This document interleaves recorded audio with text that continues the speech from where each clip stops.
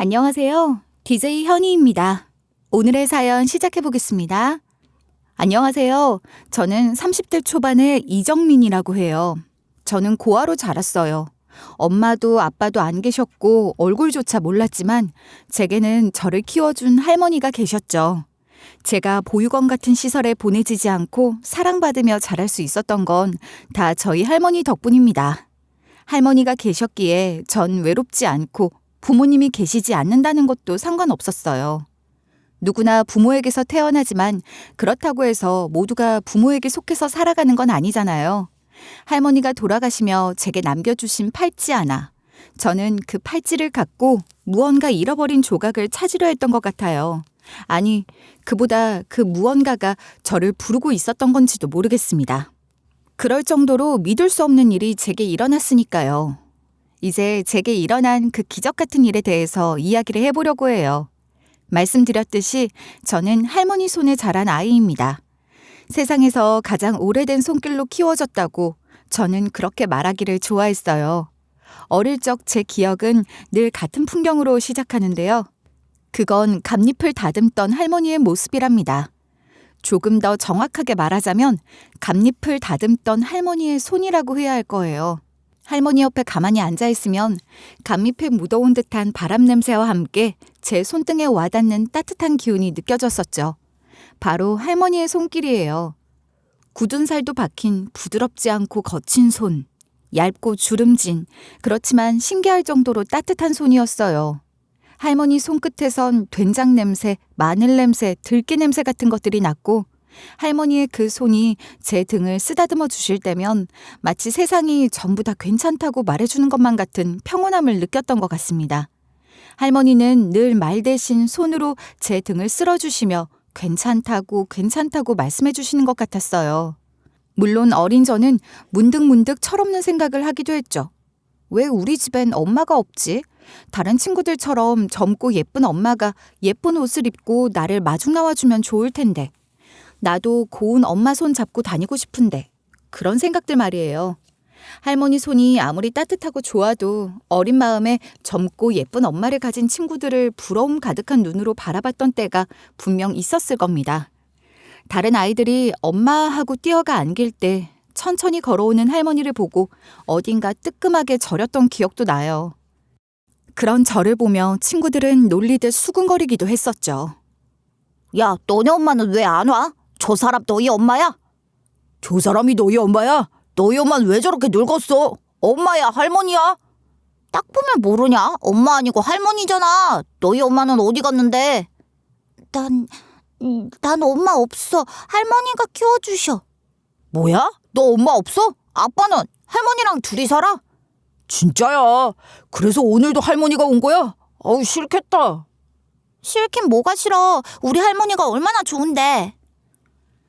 친구들 앞에서는 제 속마음을 숨기며 아무렇지 않은 척 당당하려 해봤지만 사실은 친구들이 하는 말들이 날카롭게 제 가슴을 찔렀고 할머니 손을 슬그머니 놓고 싶었던 적도 솔직히 있었어요. 그런데 그런 제 마음을 어떻게 아셨는지 그럴 때일수록 할머니는 제 작은 손을 더욱 세게 감싸지며 그러셨죠. 정민아, 우리 복덩이, 정민이 너는 누구보다 복받은 아이야. 내가 무슨 복덩이야. 할머니한테나 그런 거지 뭐. 아니야. 너는 누가 한 번 품에 안으면 두 번 더 품고 싶어지는 아이란다. 이렇게 예쁜 복덩이를 내가 품고 있는 게 얼마나 큰 자랑인데 그래. 에이, 그러니까 그게 할머니한테나 그렇다는 거 아니야. 내가 무슨 그런 애야. 나중에 네가 좀 더 크면 할미 말이 무슨 말인지 알게 될 날이 있을 거야. 하여간 잊지 마. 너는 복받은 아이란 걸 말이야. 할머니 말씀처럼 그땐 그 말의 의미를 잘 알지도 못했지만 그래도 어쩐지 할머니가 그렇게 말씀하시는 걸 들으면 가슴이 찡했고 눈물이 날 것만 같았어요. 모르긴 해도 할머니가 저를 그렇게 귀하게 여겨주신다는 마음만큼은 전해졌던 거겠죠. 그랬기 때문에 친구들이 놀리고 수군거리는 것도 웬만큼 참아낼 수 있었고 위축되거나 도망치고 싶다는 생각도 점점 덜하게 됐던 것 같기도 해요. 할머니가 제게 해주셨던 그런 이야기들은 두고두고 더 깊이 깨달아지곤 한답니다. 지금까지도 말이에요. 할머니의 사랑을 넘치도록 받긴 했지만 저는 활발하고 외향적인 아이는 아니었어요. 가만 생각하면 할머니가 제게 주신 사랑도 겉으로 드러나 요란한 사랑이라기보단 고요하고 조용한 형태의 사랑이었던 것 같기도 해요. 추운 날 슬그머니 제 외투 주머니에 넣어주시던 삶은 고구마 한 조각이나 감기 기운이 있을 때 묵묵히 끓여주시던 대추차 같은 것들처럼 말이에요. 할머니는 늘 말보다 손이 앞선 분이셨으니까요. 거칠지만 따뜻한 할머니의 손이요. 그래서일까요? 저도 말이 별로 없는 아이로 자랐어요. 어렸을 때 운동장에서 쩌렁쩌렁 소리를 지르며 뛰노는 아이들 사이에 서 있으면 괜히 숨이 차는 기분이 들곤 했죠. 아이들과 다툼이 있었던 것도 아니고 그렇다고 크게 소외된 것도 아니었는데 그냥 굳이 나서서 그 무리에 끼고 싶지 않았던 것 같아요. 친구 만들기 좋아하는 활달한 친구들이 같이 하자며 손을 내밀면 마지못해 고개를 끄덕이긴 했지만 속으론 굳이 안 그래도 괜찮은데 했거든요. 그러다 보니 저는 친구도 별로 없었죠. 솔직히 말하면 진짜 친구라고 부를 수 있는 사람이 있었나 싶을 정도입니다. 손에 꼽을 정도로 몇 안 되는 친구라 부를 수 있었던 아이들과도 그리 오랜 시간을 함께 보내진 않았어요. 점심시간이면 뭐며 전 늘 혼자서 조용히 지내는 걸 좋아했죠. 그런 제 모습이 담임 선생님 눈에도 띄었는지 한 번은 선생님이 저를 부르시더라고요.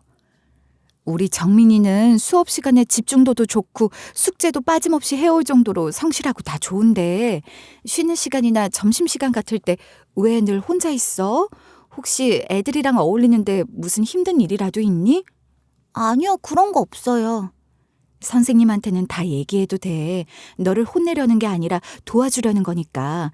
혹시 널 괴롭히는 애들이 있는 건 아니니? 아니에요, 선생님. 그런 친구들은 없어요. 그저 제가 혼자 있는 걸 좋아하는 것뿐이에요.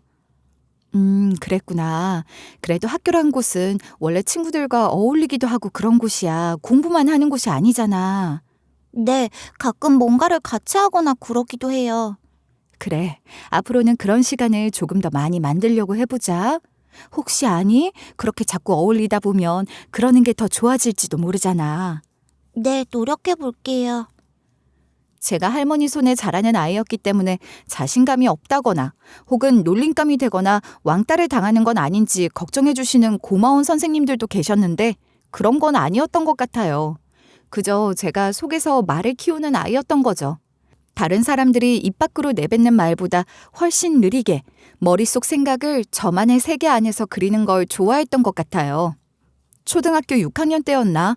국어책 뒤에 실린 시 한 편이 제 마음에 너무 깊이 들어와 저도 모르게 그 시를 공책에 따라 써보고 그 밑에 저만의 시를 덧붙여 보기도 하고 그랬거든요. 그렇게 시작됐던 것 같아요. 글쓰기에 대한 저의 열망이 말이에요. 우리 정민이는 책 읽는 걸 이렇게 좋아해서 아주 훌륭한 학자가 되려나? 학자는 무슨, 할머니, 난 그냥 책 읽는 게 좋은 것뿐이야. 이런 소설, 이런 시를 쓸 수 있는 사람들은 정말 천재인 것 같아. 너무 멋있어. 그러고 보니 우리 정민이는 학자가 아니라 작가가 되려나 보네. 어디 보자. 요즘은 무슨 책을 읽고 있는 거냐? 아이고 세상에. 여기 밑에 적어놓은 건 정민이 네 생각을 적은 거야? 그냥 뭐, 책 읽다가 떠오르는 걸 끄적거려 보는 거야. 별거 아니야. 별거 아닌 게 아닌데 내 보기엔 이 책 쓴 유명한 사람보다 정민이 네가 쓴 글이 더 와닿는 것 같아. 우리 정민이가 글 쓰는 재주가 이렇게 남달랐구나. 할미가 미처 몰랐어. 대단한 거 아니야, 할머니. 그냥 내 맘대로 쓴 건데 뭐. 그러니 그게 바로 하늘이 준 손이 아니고 뭐겠니? 정민아, 그 손으로 네 마음을 마음껏 써봐. 넌 얼마든지 할 수 있어. 할머니의 호들갑에 저는 다소 부끄럽기도 했고 부담스럽기도 했지만 말 대신 글로 제 생각과 마음을 전하는 사람이 되고 싶다는 생각은 그렇게 서서히 제 안에서 자라기 시작했던 것 같아요. 중학교에 들어가면서 저는 국어 시간에 자율장문이나 감상문 쓰기 같은 것들을 누구보다 반겼고 글을 쓸 때면 조용한 자신감 같은 게 느껴지는 것 같기도 했어요. 말로 못하는 말들을 문장 속에 담았죠. 고등학교에 올라가서도 저는 쉬는 시간마다 창가에 앉아 공책에 낙서를 하곤 했어요. 소설도 아니고 일기도 아닌 감정의 조각, 단편들일 뿐이었지만 그런 문장들이 얽히고 설켜 문장의 맥락이라는 것이 제 손끝에서 생겨날 때면 저는 세상의 중심에 선 듯한 기분이 됐고 그 희열은 말로도 글로도 다 표현할 수 없는 것이었습니다. 그러면서 학교 100일장 같은 데서 입상을 하기도 했고 조금씩 제 꿈을 구체화할 수 있었어요. 그리고 그 첫걸음으로 문예 창작과에 진학을 했던 거예요. 신입생 오리엔테이션을 다녀와서 알았어요. 문예 창작과라는 세계에 대해서 말이에요. 저는 문예 창작과에 입학하는 것이 좋은 글을 쓰기 위한 첫 관문이라고 생각했는데 저 같은 애는 몇 명 없고 다들 이미 준 프로나 마찬가지인 거예요. 학교 100일장 수상 경력 같은 건 명함도 못 내밀 수준으로 지방신문 신춘문예 입선, 잡지사 신인상 등 이미 고등학교 때부터 이런저런 활동을 하면서 스카우트 제의까지 받았다는 동기도 있더군요. 그 세계는 이미 입상 이력으로 계급이 나뉘고 있었고 저는 그 어디에도 속하지 못한 무명 중에 무명이라는 걸 깨닫기까지는 그리 오래 걸리지도 않았어요. 다들 그런 이야기들만 하고 있었으니까요. 박준범 학생, 신춘문예 시 부문에서 장려상을 받은 이력이 있다고? 네, 그런데 그다지 알아주지 않는 지방지이기도 하고 장려상이라서 자랑할 만한 이력은 아니라고 생각합니다. 신춘문예 입선 이력은 저 말고도 몇 명이나 더 있다고 알고 있어요. 맞아, 2명 더 있지. 선의의 경쟁은 좋은 자극이 되는 법. 긍정적인 시너지가 생길 것 같아서 기대가 커. 네, 교수님 감사합니다. 기대에 부응하기 위해 더 열심히 하겠습니다. 동기들이나 선배들, 심지어 교수님들마저도 입상 경력을 가장 중요하게 여기는 것 같았고 그러니 누구도 제게 관심조차 가지지 않았죠. 강의도 마찬가지였어요. 이미 어느 정도 갖춰진 아이들에게 맞춰진 강의가 이뤄졌으니 강의 내용도 과제도 제게는 모두 벅차기만 했습니다. 그러니 저는 다른 아이들이 별것 아닌 것처럼 해내는 과제 하나를 하기 위해서도 치열한 전쟁을 치르듯 글을 써야 했어요. 그러나 그렇게 몇 날 밤을 지새운 끝에 겨우 완성한 과제를 갖고도 좋은 평가를 받기는 어려웠죠. 이정민 학생, 정민 학생 문장은 하나같이 다 너무 무거워. 뭘 이렇게 무겁게 붙잡고 있는 거야? 제가 고민을 너무 많이 해서 글을 썼나 봅니다. 그런다고 좋은 글이 나오는 게 아니지. 문장 하나에 나란 사람을 전부 쏟아붓고 있는 느낌이야. 이런 글은 누구의 공감도 얻지 못한다고. 네, 교수님, 조금 더 고민해 보겠습니다. 뭘 또 더 고민을 한다는 거야. 그냥 생각을 좀 내려놓고 가볍게 날려봐. 물론 그런 게 일종의 재능의 영역이긴 하지만 노력을 하라는 거지. 이렇다 할 수상 이력 하나 없는 저는 제 글로 평가받기 이전에 이미 재능 없는 아이로 낙인 찍힌 것만 같았어요. 그런 상황들이 억울하게 느껴지기도 했지만 그 세계가 그런 걸 어쩌겠습니까? 거기서 인정을 받으려면 저도 내놓을 만한 수상 이력을 따내야 했던 거죠. 그러니 전 매일 밤 새벽까지 책상에 앉아 있었어요. 아무리 줄인다고 줄여도 하루 서너 잔의 커피를 마시며 공모전에 낼 글을 퇴고하고 또 퇴고했죠. 공모전 마감일이 임박해 오면 벌겋게 열이 오른 얼굴로 미친 듯이 컴퓨터 자판을 두들겼는데 그러다 보면 손끝이 저릿할 정도로 문장과 저 자신을 붙들고 있는 것만 같았습니다. 밤을 꼬박 새고 졸음을 이기지 못해 강의 중간에 찬물로 세수를 하러 화장실에 간 적도 있었어요. 그렇게 쓴 단편들은 수십, 수백 번의 퇴고 끝에도 좋은 평가를 받지 못했고 제 메일함엔 안타깝지만 귀하의 원고는으로 시작하는 회신만이 쌓여갔습니다. 그래도 버틸 수 있었던 건, 아니 포기할 수 없었던 건 제 이름 석자가 인쇄된 글 한 편이 간절했기 때문이에요. 문예지 신인상, 군소 출판사 투고 장구, 심지어 과자 믿고 응시한 대학가 비공식 100일장까지. 다른 동기들은 거들떠 보지 않을 그런 곳들까지도 저는 어디든 가리지 않고 문을 두드렸어요. 누군가 제 글을 읽고 좋다고 말해주는 순간이 언젠가는 오리라는 희망과 기대를 갖고서 말이에요. 매일 글을 쓰고 또 고치고 글 하나를 완성하기 위해 며칠씩 밤을 새곤 했지만 그 고단함이 싫지 않았어요. 그러나 세상은 제 열정만큼 관대하지 않았고 수차례의 낙방의 경험만 쌓여갔죠 뭐. 그것도 예심 탈락, 그런 좌절을 겪는 건 저뿐만은 아니었어요. 동기들 모두가 다 잘나가는 등단 작가가 되는 건 아니잖아요. 나 이번에도 예심 탈락이면 그냥 다 때려치우고 지금부터라도 평범한 회사에 취업 준비나 할까 봐. 야, 우리 같은 전공으로 평범한 회사 취업은 쉽냐? 출판사 티오도 너무 안 나고 잡지사는 안 내키고 정말 답이 없다. 너희들이 그렇게 엄살을 부리면 어떡해. 니들은 벌써 입상 경력이 몇 개나 되잖아. 나야말로 큰일이지. 무슨 소리야. 우리가 갖고 있는 입상 경력이라고 해봤자 쳐주는 사람 아무도 없어. 그러니까 너나 우리나 다를 바가 없단 소리지. 그 말은 맞지 뭐. 메이저한 입상 아니면 괜히 경력 어쩌고 소리 꺼냈다가 망신만 당하지. 더러운 세상. 아니, 이토록 순수한 문학을 다루는 세상에서 어떻게 이래. 진짜 치사하다 정말.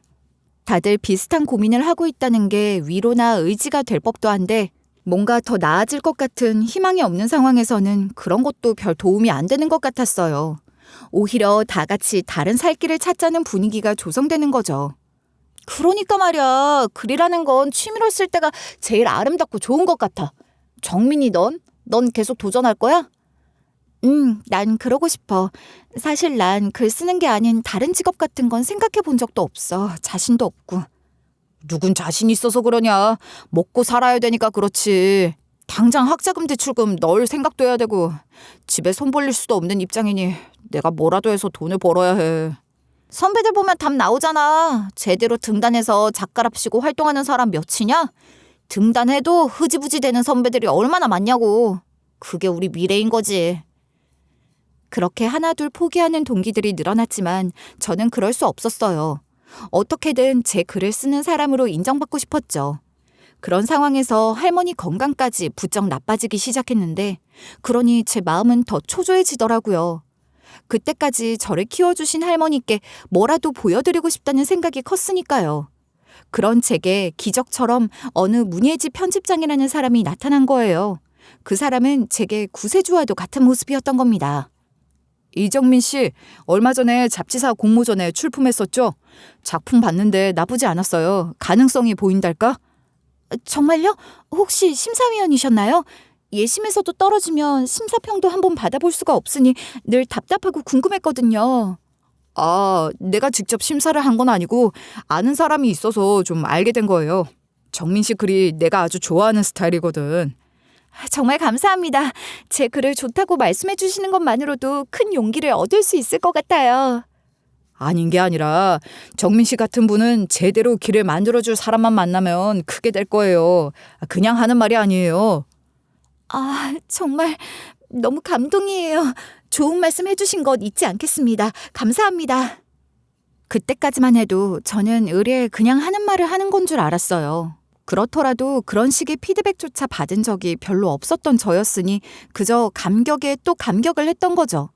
그런데 그 편집장이란 사람이 뜻밖의 제안을 해온 거예요. 벌써 그렇게 감동하면 안 되는데. 정민 씨에게 내가 그런 사람이 되어주겠다는 말을 하려는 겁니다. 어때요? 내 밑에서 글을 한번 써보지 않겠어요? 내가 작품 하나 만들어보고 싶어서 그래요. 네? 저를요? 제가요? 정말이세요? 진심이세요? 그럼요. 나 비싼 밥 먹고 신소리하는 사람 아닙니다. 이래봬도 나 바쁜 사람이에요. 아니, 제 말씀은 그런 뜻이 아니라 물론 그러시겠죠. 그럼요. 제가 무례했다면 죄송합니다. 정민 씨는 보기보다 고지식한 사람이네. 아니 젊은 사람이 어쩜 그렇게 농담을 농담으로 받을 줄도 모르고 무슨 말을 못하겠어요. 하여간 내 밑에서 일을 해보겠다는 뜻으로 받아들이면 될까요? 물론입니다. 그럼요. 정말 열심히 할게요.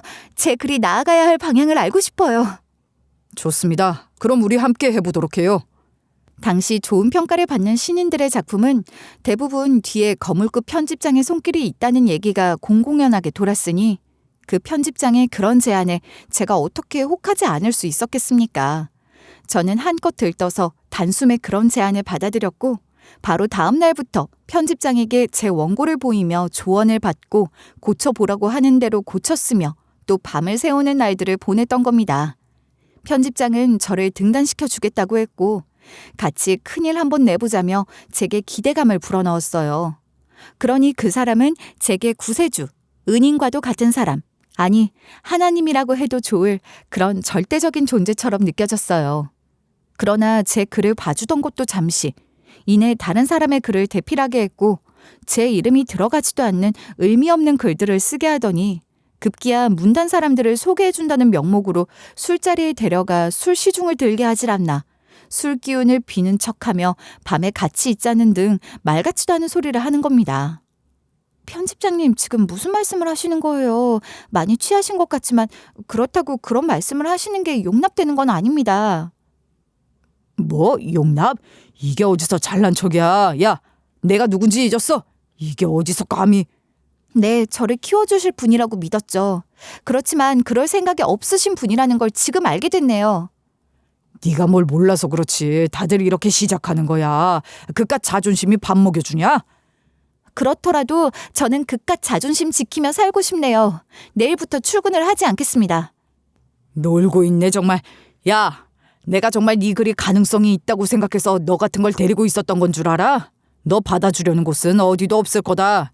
그때 가서 나한테 비굴하게 빌 생각하지 말고 하라는 대로 하면서 버티란 말이야. 그럴 강단도 없는 게 무슨 글 나부랭이를 쓴다고.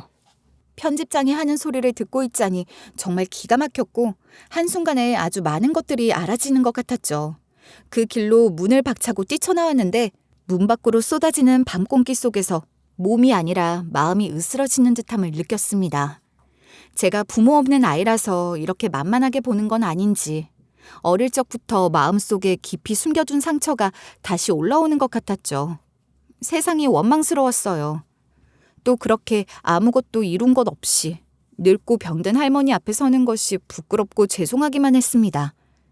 설상가상으로 할머니의 병세는 나아질 기미는커녕 오히려 더 심해졌어요.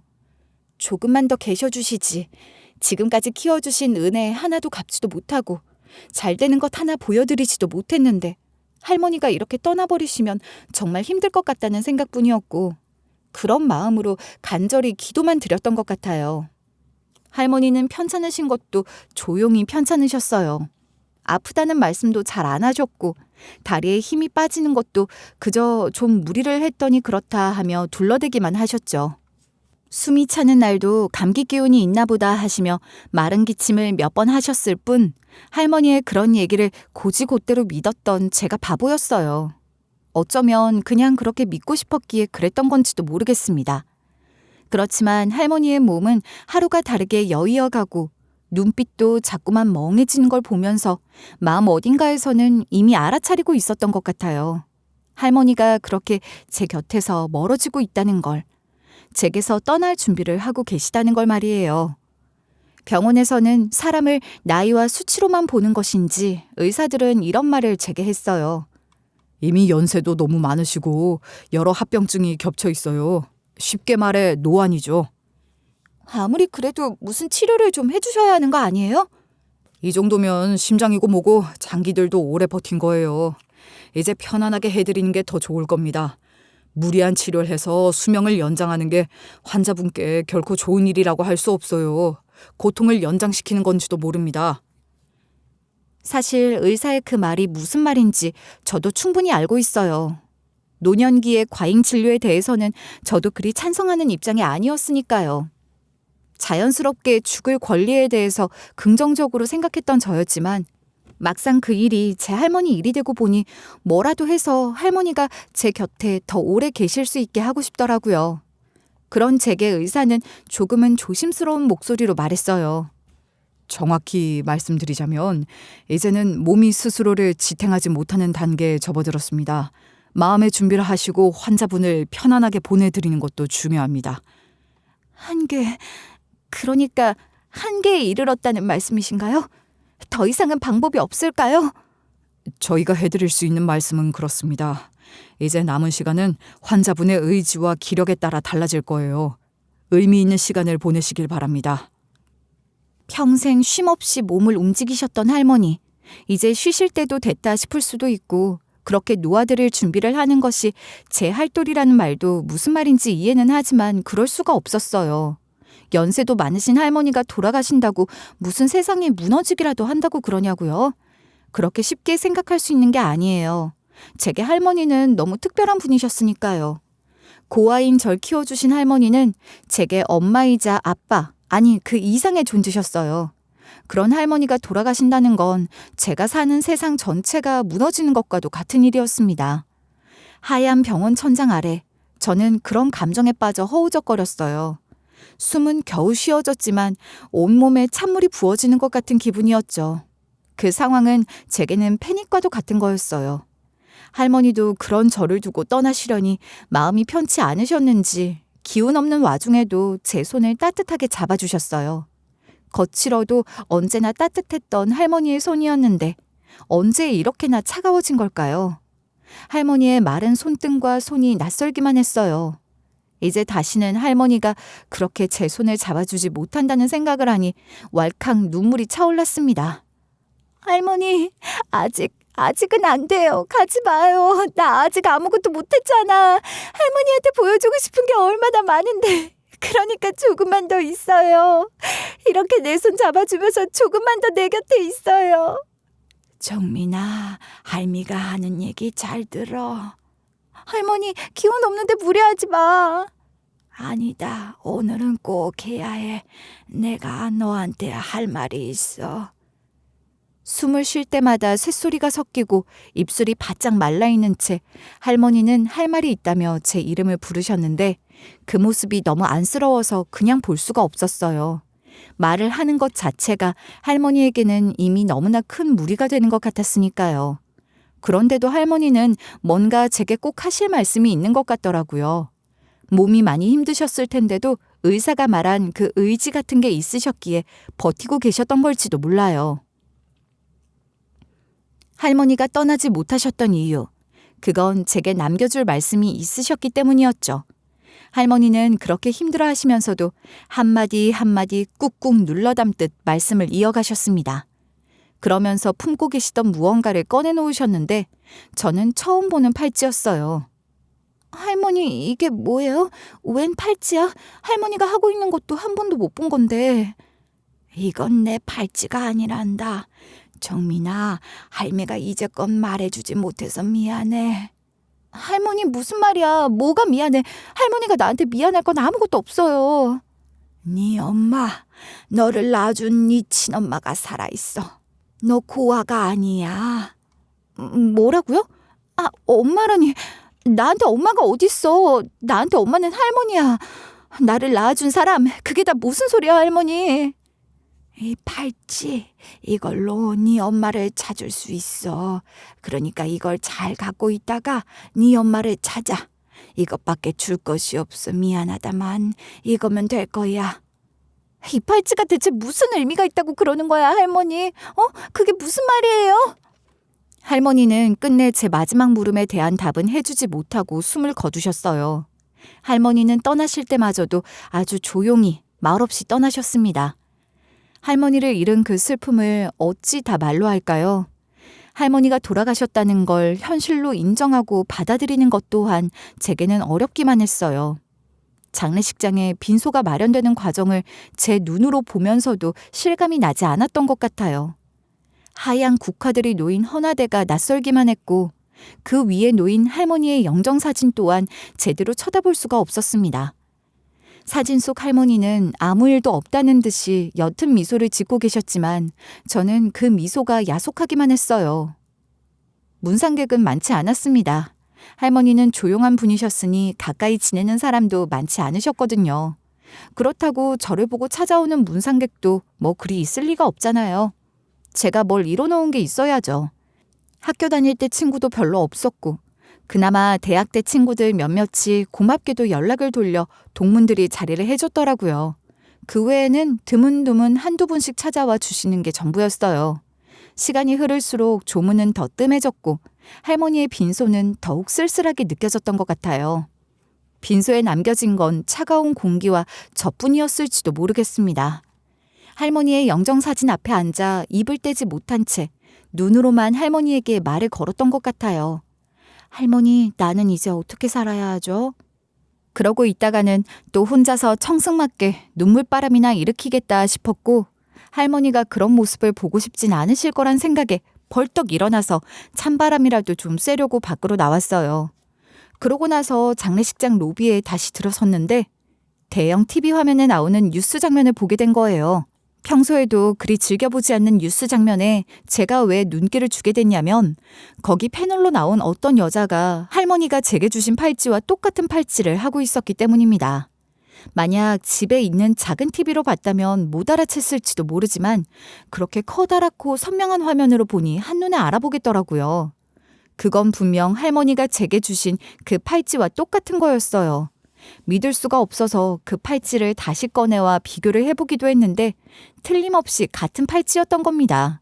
어떻게 그런 일이 일어날 수 있었는지 지금 생각해도 믿어지지가 않아요. 할머니가 돌아가시자마자 할머니 장례를 치르는 장례식장 로비에서 할머니가 남긴 팔찌와 똑같은 팔찌를 한 여자를 보게 된 걸까요? 드라마로서도 이렇게는 안 쓸 것 같은 그런 일이 제게 실제로 일어난 겁니다. 할머니가 이 모든 걸 다 알고 제게 보여주시는 게 아니라면 달리 어떤 설명을 할 수 있겠어요. 하늘이 무섭다는 생각이 들기도 했지만 할머니가 저를 지켜보고 계신다는 생각이 들어 위안이 되기도 했던 것 같아요. 하여간 도무지 현실감이라곤 찾을 수 없는 그런 일이 실제로 제게 일어난 겁니다. 그리고 곧이어 갑자기 현실감이 훅 치고 들어와 심장이 두근거리며 요동치기 시작했어요. 그 여자가 뉴스에 나와서 뭐라고 하는 것인지 들어보려고 했지만 무슨 말을 하는지 전혀 알아들을 수가 없었고 마침 고개를 끄덕이며 그 뉴스를 열심히 보고 있던 아주머니 한 분이 계셨기에 저도 모르게 그 아주머니께 여쭤봤어요. 지금 저 사람이 나와서 무슨 얘기를 하는 거예요? 나도 잘은 모르겠지만 아동범죄 얘기를 하는 걸 거예요. 저 여자 아동심리 어쩌고 하는 다른 방송에서도 본 적이 있거든요. 유명한 사람인가요? 아마도 그럴걸요. 텔레비전에 나오는 것만 해도 이미 유명한 거죠 뭐. 저는 그 여자가 커다랗게 나온 화면을 핸드폰 카메라로 찍어뒀습니다. 절대 보낼 수 없을 것 같았던 할머니를 마지막으로 보내드리는 길에서도 어이없게 제 마음은 그 팔찌를 한 여자 생각에 술렁였던 거예요.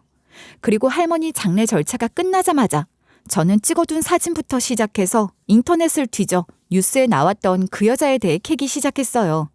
그 여자는 아주머니 말씀처럼 아동 심리에 있어서 나름 권위자로 알려져 있었고 아동 관련 범죄 같은 이슈거리가 생길 때마다 자문위원으로 뉴스나 시사 프로그램 같은 데 종종 등장하는 사람이었더군요.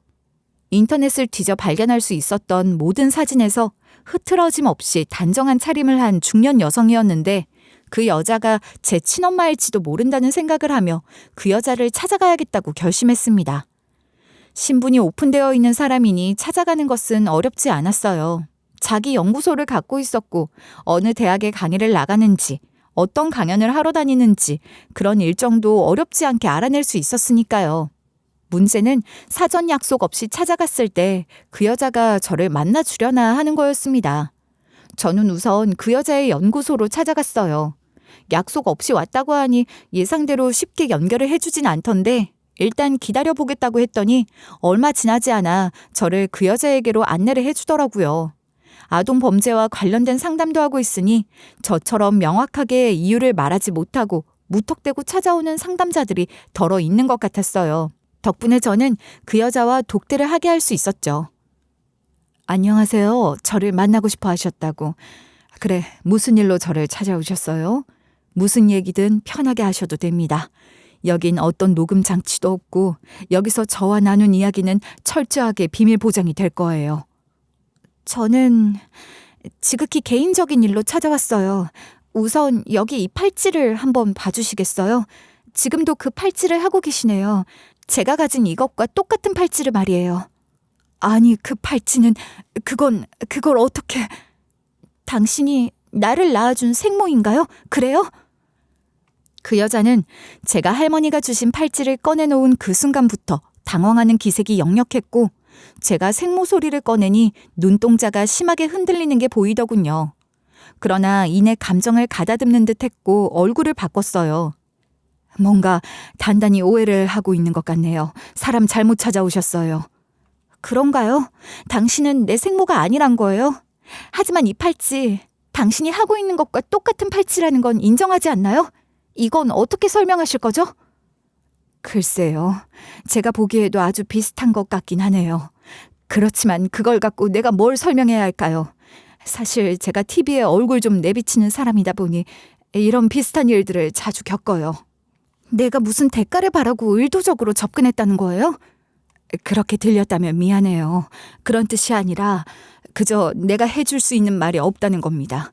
그 팔찌가 뭔지, 어째서 내 것과 그렇게 비슷한 건지 나도 전혀 모르는 건데 무슨 얘기를 하겠어요.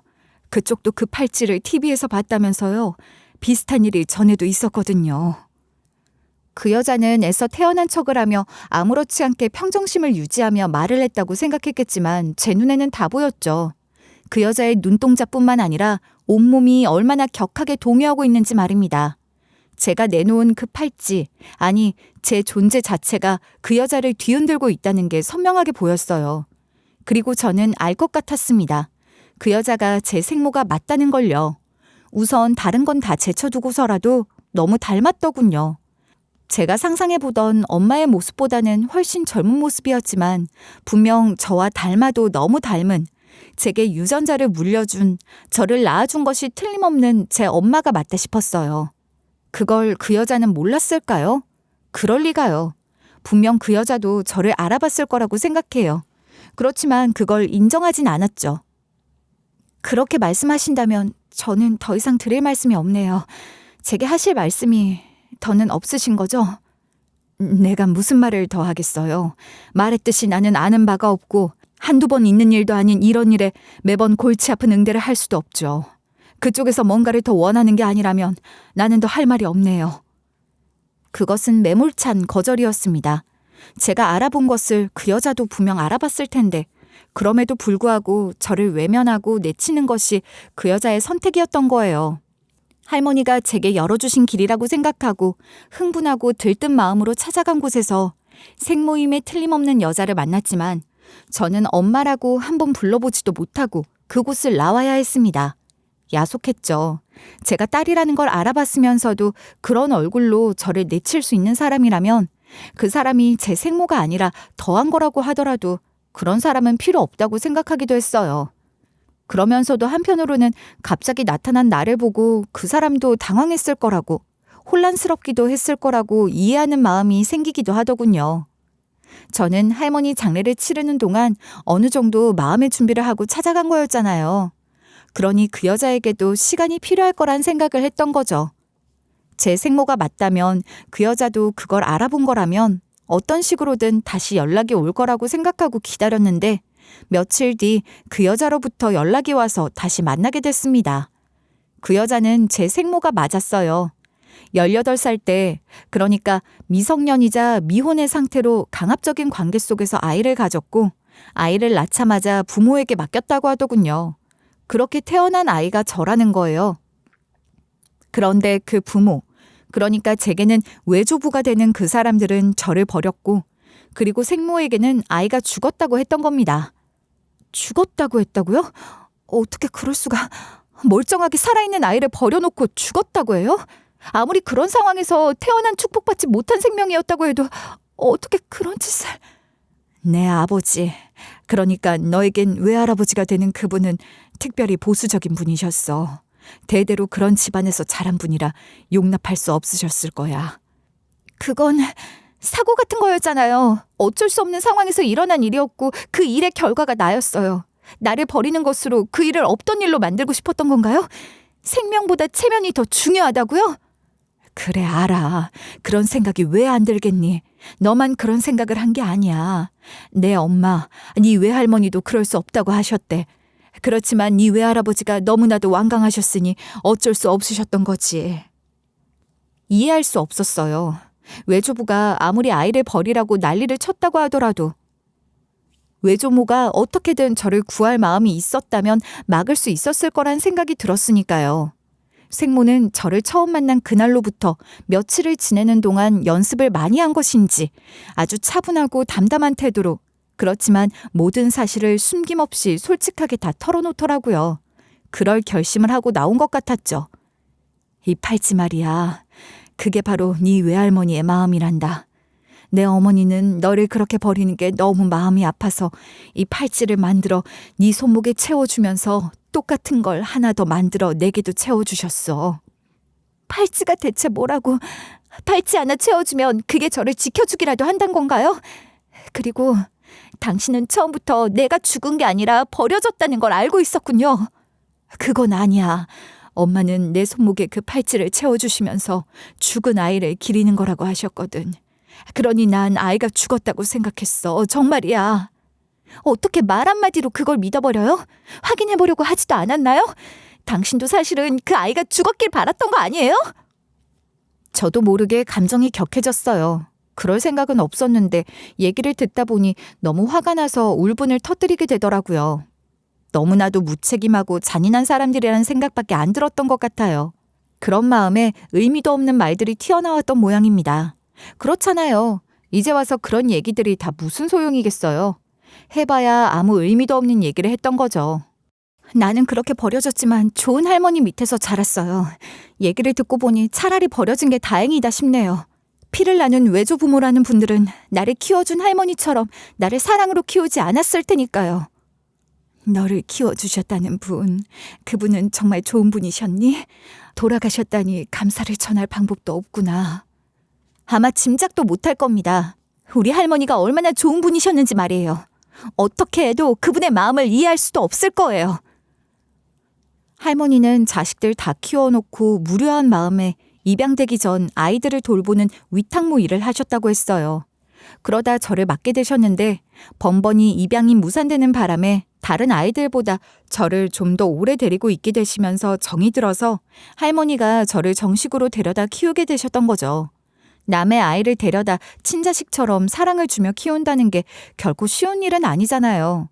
게다가 할머니는 자기 손으로 키운 자식들이 다 품을 떠나 자주 보러 오지도 않는 걸 보면서 자식 키우는 것에 대한 무상함도 직접 체험하신 분이셨는데 그런 상황에서 피 한 방울 섞이지 않은 저를 데려다 진심으로 아끼며 키워주셨어요. 할머니의 그 마음을 저를 버린 외조부모나 외조부모 말만 믿고 저를 한번 찾아보려 하지도 않은 생모 같은 사람이 어떻게 알 수 있겠습니까? 내 말이 틀렸나요? 아니면 아니라고 말해보세요. 내가 죽었다는 소리를 듣고도 그 뒤로 잘만 살았잖아요. 이력을 보니 바로 유학을 간 것 같던데? 속 편히 살았던 건 아니야. 나도 나름대로 아팠고 힘들었어. 그걸 딛고 이겨내려고 유학을 선택한 거였어. 한국에서는 괴로운 기억이 너무 많았으니까. 참 아이러니하게도 생모가 유학을 가 공부한 것이 아동 심리라는 학문이었던 겁니다. 생모는 모든 것을 잊기 위해 아무 생각 없이 공부에만 매달렸다고 했고 그 결과 권위 있는 학술지에 논문을 연이어 실으며 인정받게 됐다고 했어요. 그런 얘기들을 하면서 생모는 저를 애틋하게 바라보긴 했으나 그렇다고 저를 받아들이겠다는 건 아니었죠.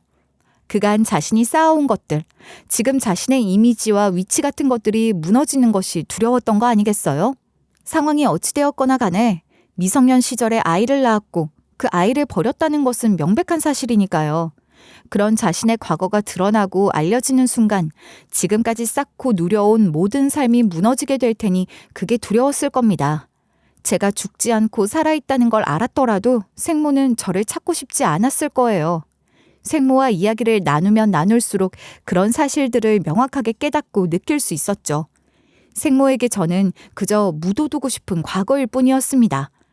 생모의 존재에 대해 그저 막연한 호기심 정도는 있었을지 모르지만 그리움 같은 감정을 갖고 있었던 것도 아니었으니 생모가 제게 그런 마음을 갖는다는 게 새삼 화가 나거나 밉지도 않았어요. 뭐 독한 마음을 품자면 그런 과거를 언론에 알리거나 폭로해서 복수 같은 걸 하겠다고 생모를 위협하며 저를 딸로 인정하라고 요구할 수도 있었을 겁니다. 그렇지만 저는 그러고 싶지 않았어요. 제 존재를 세상에 알리고 싶지 않다는 생모. 저도 그런 생모의 딸이 되고 싶은 생각은 없었으니까요. 다만 생모가 제 앞에서만이라도 저를 외면하지 않고 단 한 번만이라도 딸로서 인정해주길 바라는 마음은 있었던 것 같아요. 생모가 TV에 나와서 숱하게 말하는 그 보호받아야 할 아이, 저 역시 그런 아이 중 하나였다는 걸 알아주길 바랄 뿐이었죠. 생모를 만나고 온 후 할머니의 유품을 정리하다가 할머니의 일기장을 발견했는데 전 할머니가 일기 같은 걸 쓰시는 줄도 몰랐거든요. 자주 쓰시진 않았던데 그래도 그건 분명 할머니의 일상을 기록한 일기장이었어요. 할머니의 흔적을 발견했다는 생각에 너무 반가워서 앉은 자리에서 처음부터 끝까지 읽어내릴 작정으로 한 장 한 장 페이지를 넘겼죠. 그러다가 할머니가 오래전 저의 생모를 한번 찾아갔던 적이 있다는 걸 알게 됐습니다. 할머니는 그때 팔찌의 존재에 대해서 알게 되셨던 거예요.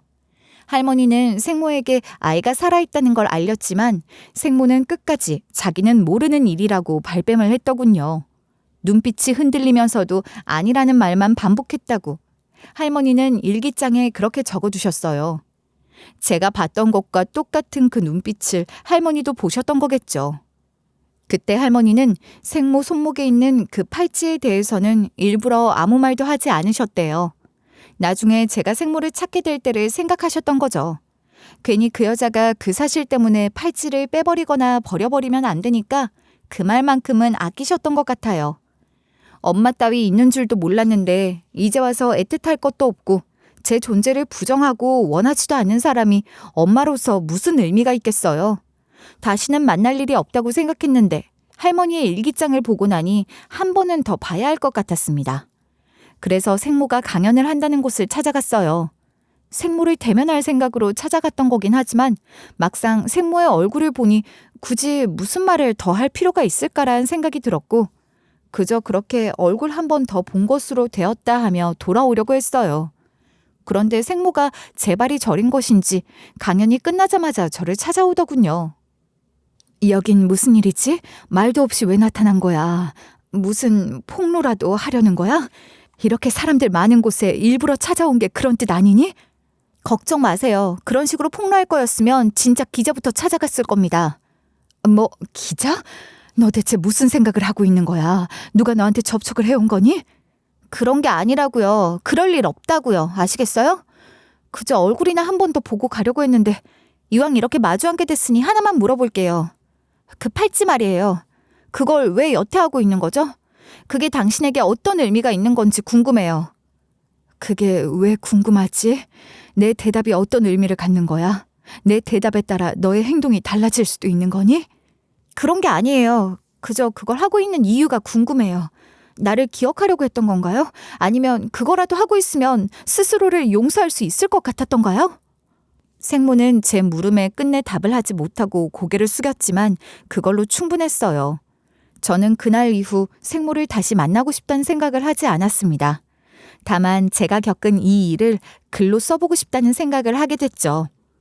저를 키워준 할머니의 사랑에 대한 글을 언젠가는 꼭 써보고 싶다고 생각했는데 거기에 내 이야기를 조금 더 보태보는 것이 될 뿐이지만 그 작업을 해보려고요.